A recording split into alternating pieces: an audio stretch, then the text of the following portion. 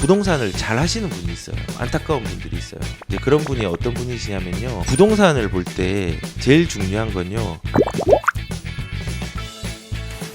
제가 이제 부동산 상담을 하면서 요즘 많이 느끼는 건데 부동산을 잘 하시는 분이 있어요. 이제 그런 분이 어떤 분이시냐면요. 의심이 많은데 행동력이 빠른 분이에요. 그 실제적으로 저랑 전화를 수차례 한 네다섯 차례를 하고 되게 고민을 하다가 마지막에 의심의 벽이 사라지니까 그 다음날 바로 실천에 옮기시는 분들이 있었어요. 예전에 이제 진주에 사시는 분이 집을 팔고 그 판 부분에 대해서 이제는 뭐 추천을 했는데 다행히 좋은 타이밍에 들어가가지고 들어간 이후부터 지금의 어떤 불안한 상승장에 미리 탑승을 해가지고 가격들이 견인되는 것들을 맛보고 계세요. 그래서 지금 부동산을 잘 하시는 분을 보면요. 행동력이 되게 빨라요. 단순하게 그냥 직감으로 여기를 사야지 이런 거보다 충분히 이해 설득을 했을 때 그 설득한 거를 충분히 수용해 가지고 행동을 하더라고요. 그래서 부동산은 지금 이 시점에 부동산을 요약을 하면요.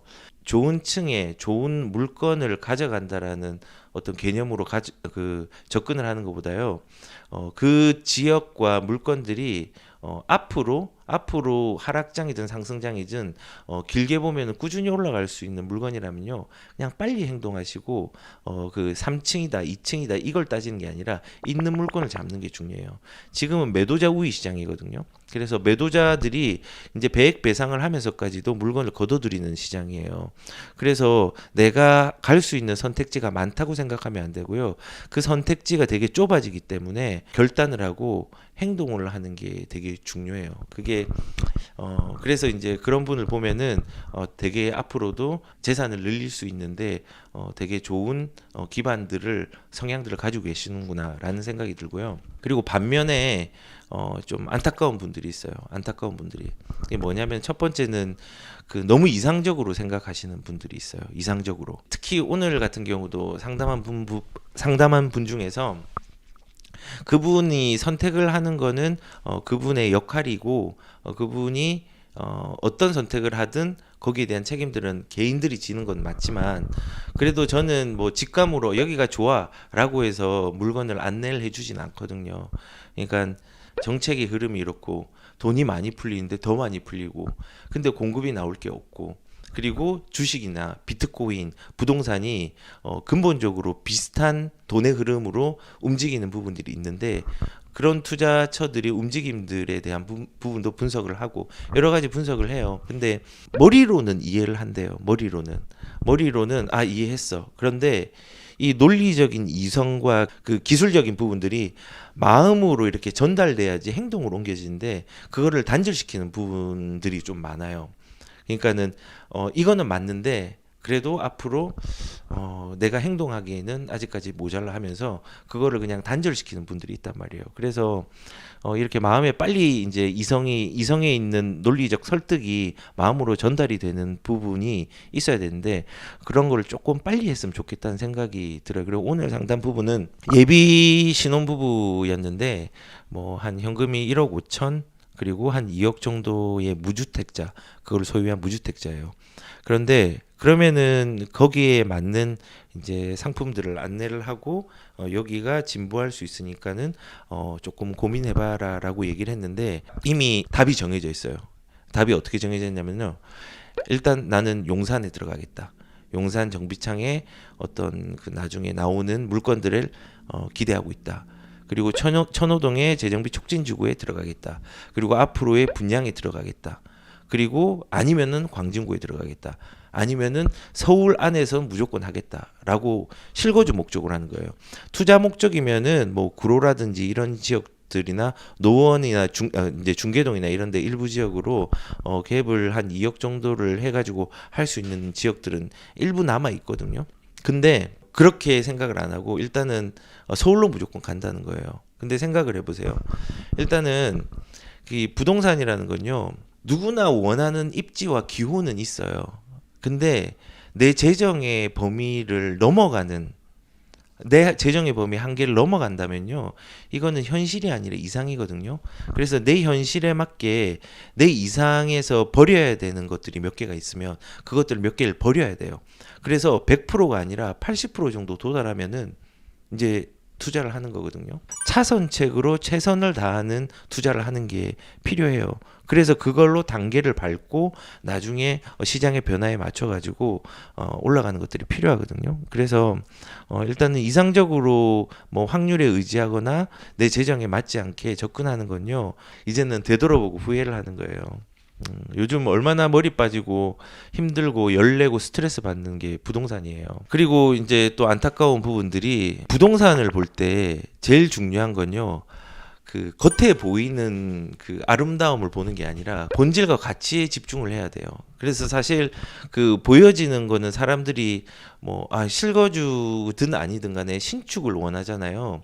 근데 신축도 신축 나름이고, 더 중요한 건요, 구축이라도 땅의 본질이 어떤지를 봐야 돼요. 그러니까는 그냥 아무리 새 아파트라도 땅의 가치가 낮은 입지는요, 구축보다 못해요. 장기적으로 봐서는요. 그리고 신축도 언젠가는 구축이 되잖아요. 그렇기 때문에 이 땅의 본질에 이해를 해야 돼요. 제가 늘 비유를 하는 게, 강릉의 신축 아파트보다 강남의 구축 아파트, 강남의 나홀로 아파트가 훨씬 더 좋아요. 그 이유는 입지 때문에 그래요. 그게 땅의 가치예요. 그래서 재건축이나 재건축을 할 때 대지 지분을 따지려고 하는 이유가 그런 거예요. 광명에 뭐 지금 철산동에 8단지, 9단지, 뭐 10단지, 11단지 뭐 이렇게 있잖아요. 걔들은 뭐 지금 10몇 평짜리가 대지 지분이 20평 가까이 돼요. 그리고 저번에 이제 그 롯데에서 개발을 하고 입주 예정인 철산 7단지 같은 경우도 14평짜리가 대지 지분이 20평이었단 말이에요. 그런 땅의 가치 때문에 구축들이 가격이 올라가는 거예요. 그래서 이게 민낯이 이뻐야 돼요. 그러니까 아무리 화장을 해서 내 민낯들을 이쁘게 꾸미더라도 화장을 지우고 내 본질적인 민낯이 아름다운 토지, 아름다운 부동산에 접근하는 게 좀 필요해요. 그리고 되게 중요한 게, 그 보여지는 부동산의 숫자의 그 숫자가 있잖아요. 20억, 30억, 10억. 이 숫자의 올라감에 집중을 하는 게 아니라요, 지금 보여지는 것 말고 본질적으로 지금 돈이 많은 시장이고 공급이 부족한 시장이에요. 돈이 많은데 돈을 더 풀 수밖에 없어요. 오늘 얘기할 건데 3기 신도시뿐만 아니라 내년에 50조가 더 풀려요.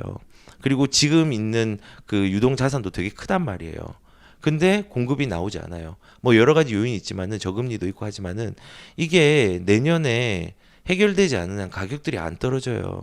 떨어질 수 있는 요인들이 굉장히 미미하단 말이에요. 뭐 얼마 오른다 이건 모르지만 미미하다까지는 얘기를 할 수 있어요.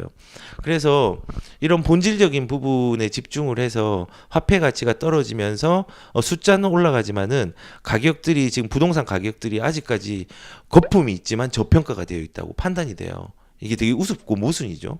그래서 이런 본질들을 파악을 해야 돼요. 그런데 이제 어떤 분들은 이제 좀 안타깝다는 이유가 그런 거예요. 그런 본질보다 그냥 신축이 무조건 신축으로 들어갈래, 이거는 놓칠 수 없어 했는데 신축에 또 못 들어가요. 그리고 그게 본질도 아니에요. 그래서 우리가 이제 부동산에 볼 때 이런 본질적 가치에 좀 집중을 하고 가는 게 좀 필요하다는 생각이 들어요.